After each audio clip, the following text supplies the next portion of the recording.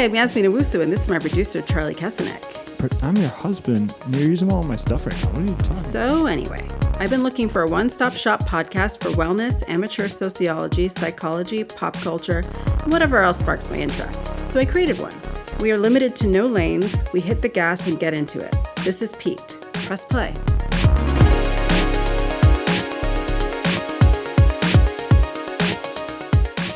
Hey, welcome to Peak Podcast. I'm Yasmin, your host, and we're back. We're back for another week. How's everybody doing? Just want to take the temperature, read the room. How's everybody doing on their particular enclave of the descent into fascism? I'm doing fine. Been keeping up with tennis and been playing a bunch and been staying hydrated. Taking psyllium husks. I'm trying to up my fiber intake. It's a really weird time. It's a really weird time to just go about your day and do stuff, isn't it? There's a lot of cognitive dissonance involved with just like booping along with your day, recording a little potty podcast while all this goes on. So I don't know. How's everybody dealing with it? You talking about it? You're talking about it with your friends? You discuss, are you on the onlines? Are you in comment sections? Are you getting in arguments? Are you getting banned? Are you getting shadow banned on TikTok? I don't know. Anyway, it's crazy. But this week, speaking of that, it's like I'm walking around just normalizing crazy ass things that are happening, probably a mile away from me. And I'm just kind of missing it all by, seconds probably.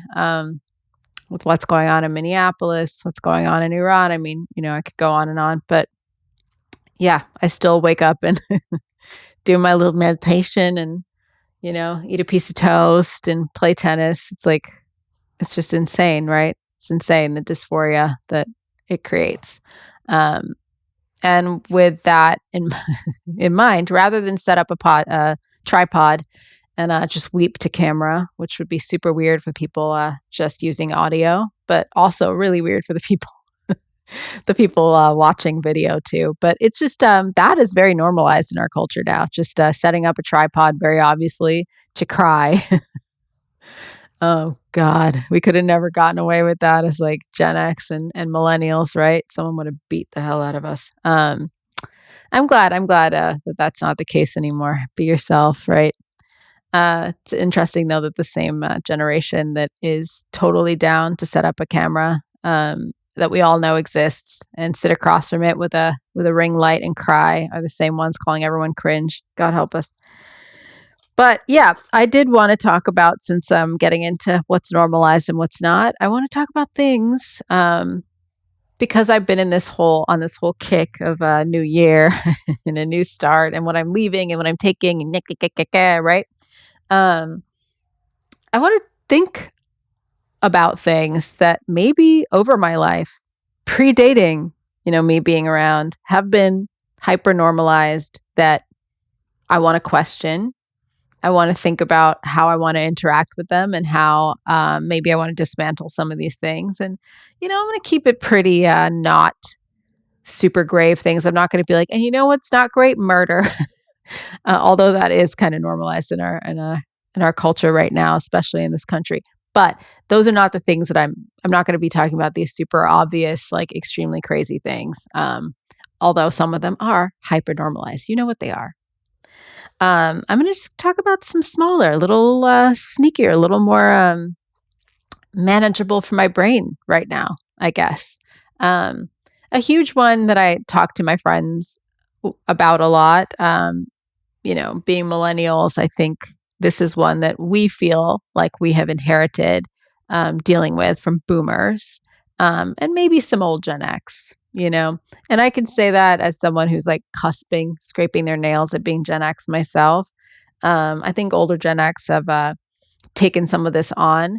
And we as millennials, and in my case, elder millennials, have normalized it to a point where now I think even generation below us is feeling like they have to deal with this stuff, because if you don't nip it in the bud, even if, we are, as millennials, I think the generation that find some of this stuff weird and are kind of getting weirded out by it, but if we're not nipping it in the bud, it's just continuing to be rampant, right?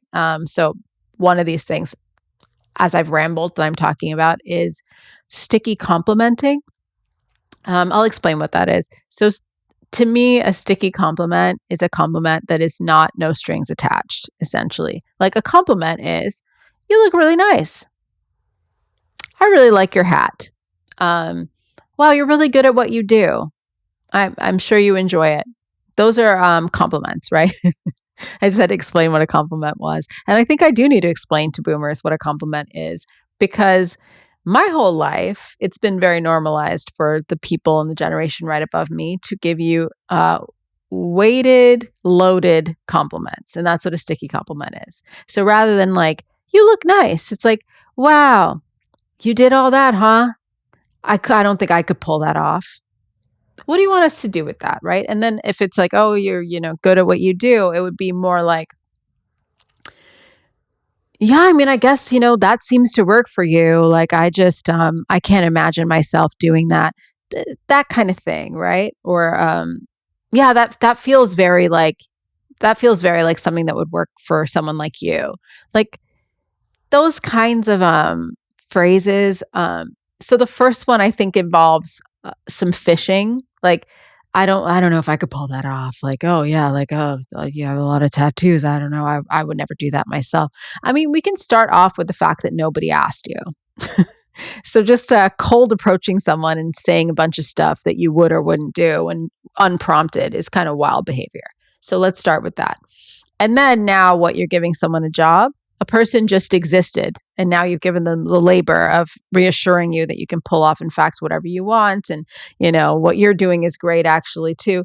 I mean, come on, let's leave that weirdo behavior behind. I think we can leave that in the past. I don't think there's any real reason, if you can't just objectively call something a compliment, we don't need to be saying it to people. You don't need to like say like, oh, that's a great dress. Man, aren't you cold? Like, I think that as adults, we can all take care of our personal homeostasis and temperature. If you want to call someone a hoe, just call them that, right?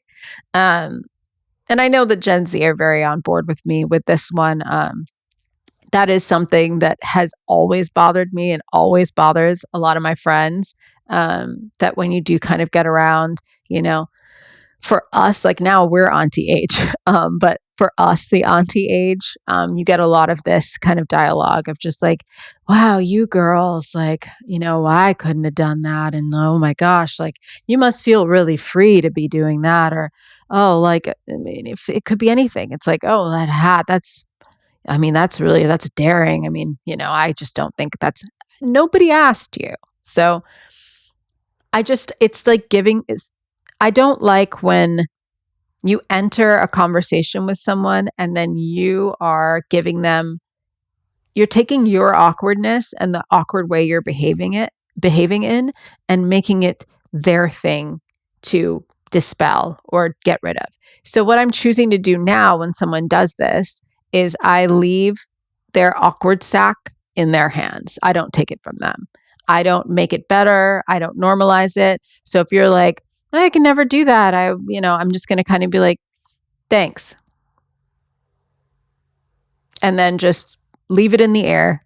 And then you can keep scrambling and keep saying like, no, I didn't mean it that way. And I'm like, cool, thanks. Like, I'm not going to do the labor I'm not going to clean up the sticky mess that you've created here. I think a lot of the time we do take someone's off color, odd, a little bit, not quite just like neutral interaction. And we are the ones who scramble to make it feel better. We scramble to just neutralize it, essentially, normalize it, just make everybody feel fine and okay again. And that can be in the form of reassuring, disarming, whatever. But I think it is the impetus of the person who came in armed for no reason, who came in insecure and brought their insecurities into a conversation where they didn't belong. And they brought their judgments, and they also brought kind of a unsolicited advice or unsolicited facts about themselves and their life that, I mean, absolutely came out of absolutely nowhere other than them just interacting with you existing.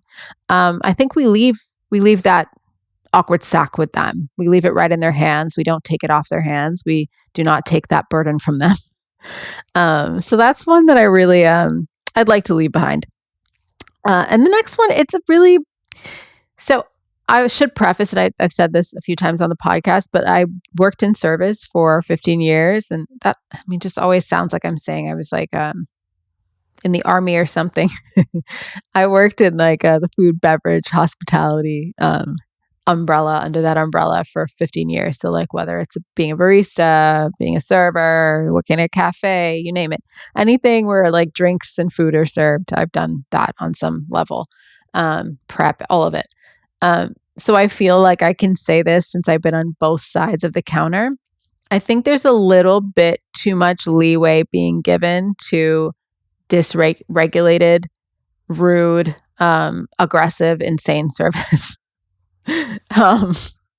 You know, I noticed this a lot more in my last few years working in service, probably because I learned how to regulate myself a little bit better over the years.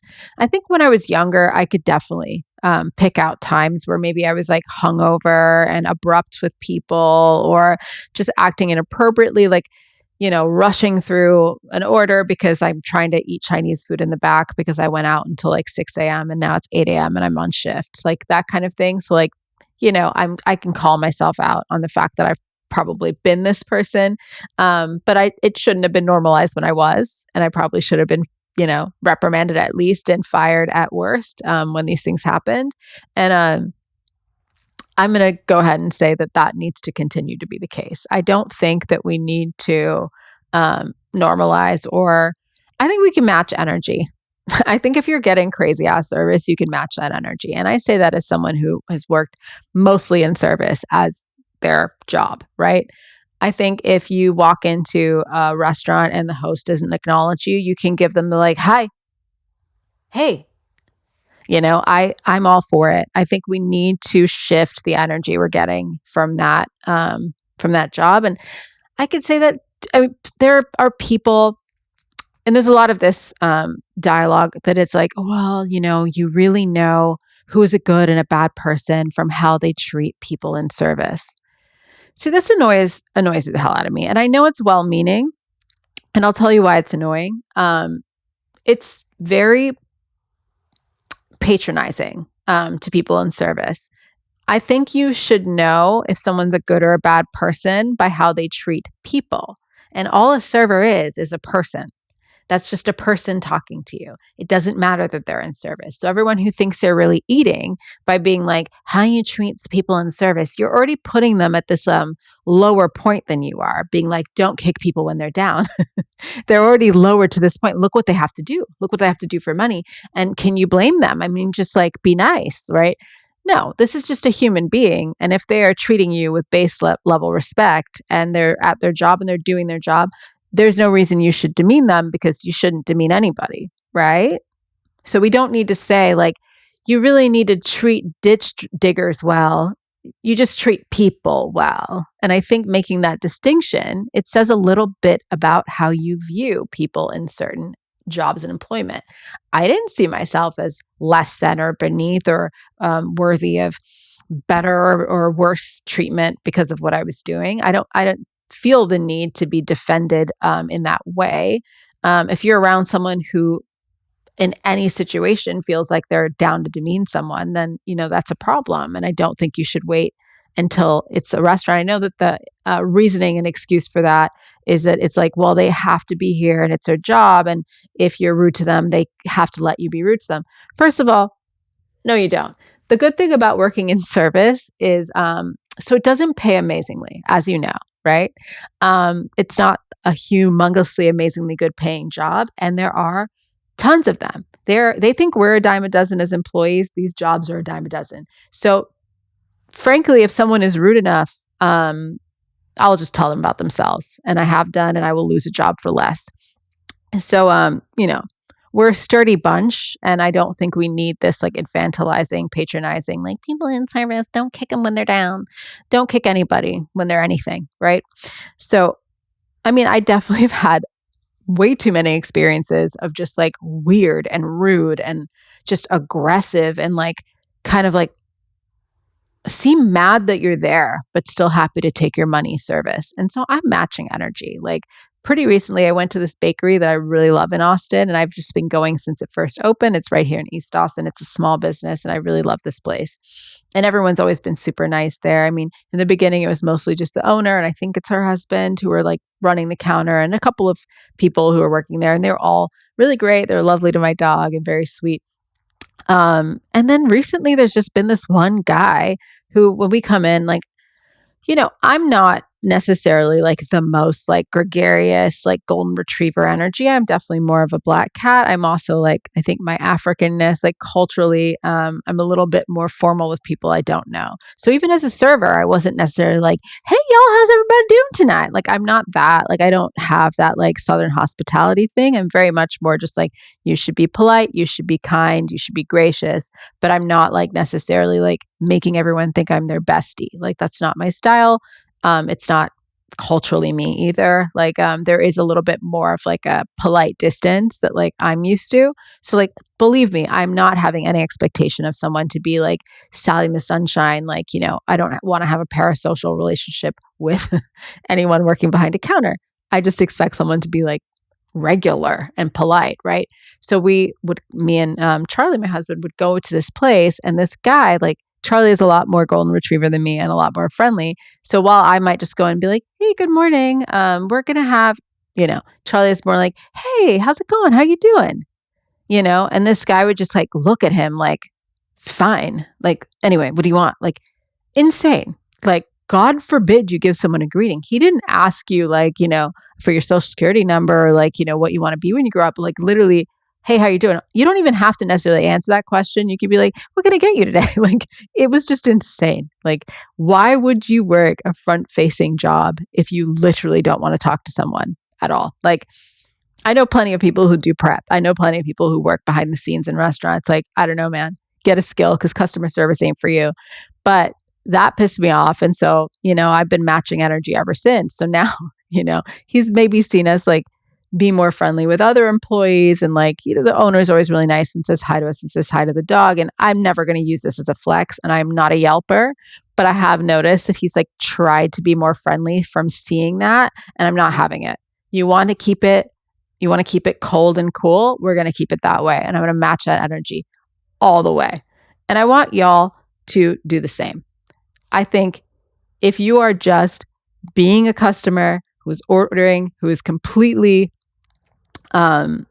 reasonable, I don't think there's any reason you need to like coddle someone being like horribly rude. And when people are like, oh, like they may be having a bad day.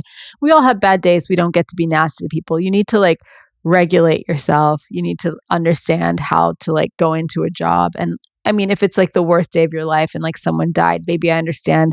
But I think this is just a little bit too prevalent for that to always be the case. I think if someone just doesn't feel like being there that day, or, they didn't get their time off, they feel like they can just like treat everybody like an absolute nuisance. But they'll be the exact same ones to complain about, not making tips or whatever it is. And believe me, I know this because I've been behind the counter with it. And it leads me into another one, because working with so many Gen Z people my last few years in service, there is a little bit of we don't owe anybody anything as a bit of an ethos these days. Like, so we do owe people. So society is a collaboration. It's a collaboration, and you can buy into it or kind of not. I mean, it's hard to not interact with it at all. I mean, you could go live in a shotgun shack if you want. You could go, be one of the swamp people of New Orleans who like lives on a swamp by yourself. But if you are choosing to kind of live in society and benefit from the structure that it has, the honor system that it kind of is, and that functions most of the time, you have to also give in to that. You also have to contribute to that. So we do owe people something, right? you're expecting people who come into like your restaurant or whatever to, you know, take your services, be respectful to you and leave a tip, right? And like, hopefully say good things about your service. You're expecting all of this. So you also have to, in turn, show them the same kind of respect. You don't just get to take out of the collaborative the coffer that is society. You also have to feed into it. And I do understand this to be a bit of an overcorrection from maybe some iffy boundaries that a lot of us in previous generations have had, especially in the restaurant industry. I think there has been a lot of toxicity, a lot of like, if you don't have a doctor's note saying you have like actual leprosy, you have to come in and it doesn't matter if you are contagious to everybody. I definitely have gotten that energy working in the restaurant industry before.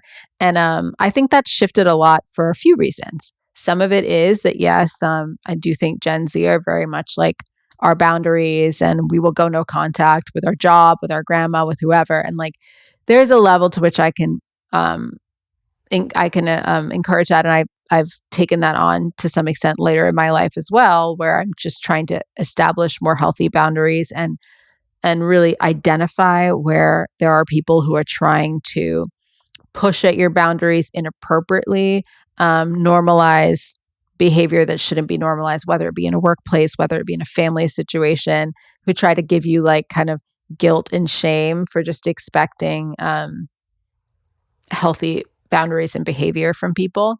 So I can applaud that. I also do think COVID shifted a lot of the power dynamics in the restaurant business as well, where there was a bit of a deficit after COVID, during COVID, of workers. I mean, there's a lot of people who are getting their stimmy checks. People were like, you know what?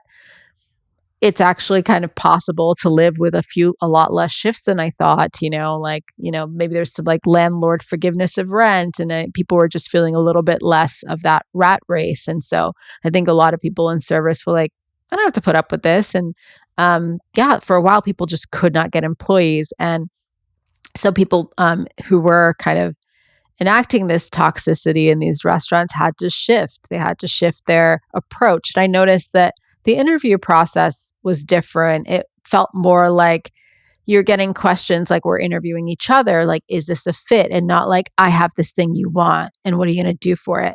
I do feel like my last year in service, which was last year, when I was looking for a job, the last job I ever got in service, it was creeping back in. This like, how much will you dance for your dinner was creeping back in, where the first couple of years of me living in Austin, which was right post-COVID, it was very much at like, come in and see if you like it. And, I hope that we can give you what you want. Like it was very, the shoe is on the other foot. But yeah, I'm getting in the weeds with this. All this to say, I understand the need to establish these more solid boundaries, but I think we owe no one anything is a little wild. I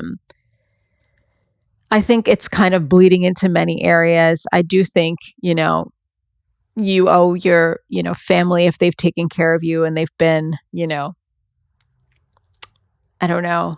good parents, you owe them, a little bit of attention and love and care. And I don't think every time that someone asks you to be kind to them, that's toxic, or asks you to understand them for where they are in life. I don't think that should just be immediately called boundary pushing and toxic. I do believe there's an overcorrect here. And it's very natural in our society just to have these like moments where things need to shift and then them shifting a little bit far in the other direction. And I think that's what I'm seeing happening. And, it bleeds into another one that I wanted to talk about, which is it's a lot of the ways that I'm seeing people interact in relationships, and not just romantic relationships, where I think the way that I'm seeing people argue, it feels as though it is illegal to give someone you love a break. No matter how much intimacy you have, no matter how much trust you have with them, if you can be right and make your argument, it doesn't matter how they feel about it and you win. And I just having had a successful relationship for 15 years, I do think giving each other grace in a romantic relationship, I recommend it. If you know that someone has trauma in a certain area, it's okay to coddle that a little bit as long as it doesn't, dysregulate you or it doesn't become abusive to you. And it's not this like demand to constantly, if it's not to your own detriment, if it's not hurting you, if it's not like putting you out of your character and your comfort, it's okay to give someone grace. And I think what I'm seeing is that people think that's just inherently toxic. It's like if someone is asking you to, I don't know, maybe they've been cheated on, right? So they're just like, I need more check-ins because like I've been cheated on. They're like, well, you can't expect that.